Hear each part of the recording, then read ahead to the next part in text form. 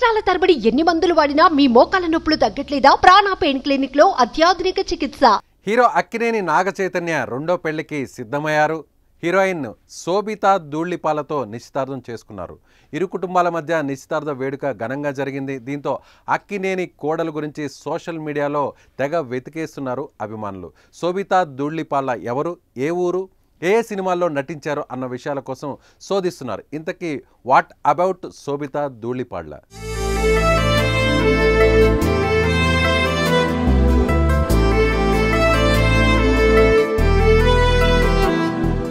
శోభిత తెనాలికి చెందిన బ్రాహ్మణ అమ్మాయి. 1993 మే 31న జన్మించింది.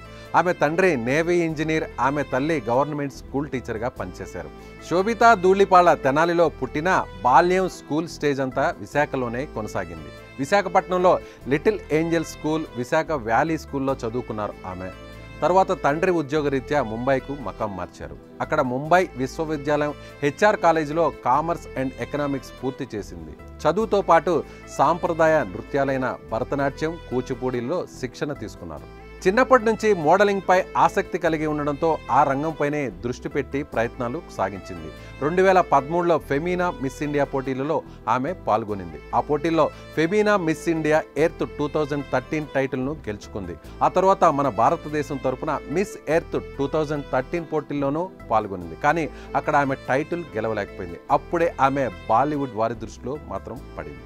2016లో అనురాగ్ కశ్యప్ దర్శకత్వం వహించిన రామన్ రాఘవ్ 2.0లో తొలిసారిగా వెండితెరకు పరిచయమయ్యారు. ఆ తర్వాత అవకాశాలు పరిగెత్తుకుంటూ వచ్చాయి. భాషతో సంబంధం లేకుండా హిందీ, మలయాళం, తమిళ్, తెలుగు చిత్రాల్లో నటించి మంచి పేరు సంపాదించుకున్నారు. తెలుగులో అడవి శేష్ హీరోగా మహేష్ బాబు నిర్మించిన మేజర్ సినిమాలో శోభిత కీలక పాత్ర పోషించింది. 2022 జూన్ 3న విడుదలైన ఈ సినిమా ఘన విజయం సాధించిన విషయం తెలిసిందే. ఆమె గూఢాచారి సినిమాలో కూడా నటించారు. ముఖ్యంగా పొన్నియిన్ సెల్వన్ సినిమా శోభితా ధూళిపాలకు మంచి పేరు తెచ్చిపెట్టింది. ఆ తర్వాత Hindi web series the night మేనేజర్లో అనిల్ కపూర్ భార్యగా నటించారు. అందులో ఆమె కాస్త బోల్డ్గానే కనిపించారు. మంకీ మ్యాన్ అనే అమెరికన్ సినిమాలో కూడా నటించి మంచి మార్కులే సంపాదించారు. ఇటీవల విడుదలైన కల్కి సినిమాలో దీపికా పదుకునేకు వాయిస్ ఓవర్నిచ్చింది కూడా శోభితానే.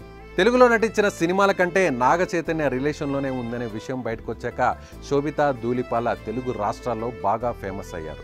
నాగచైతన్యతో కలిసి ఒక్క సినిమాలో కూడా కలిసి నటించలేదు ఈమె. కనీసం ఒక ప్రకటనలో కూడా కనిపించలేదు. అయినా కూడా వీరి మధ్య అనుబంధం ఏర్పడి అది ప్రేమగా మారి పెళ్లి వరకు చేరింది. ఈ కొత్త జంట పెళ్లిపై మీ అభిప్రాయాన్ని కామెంట్ రూపంలో తెలియజేయండి.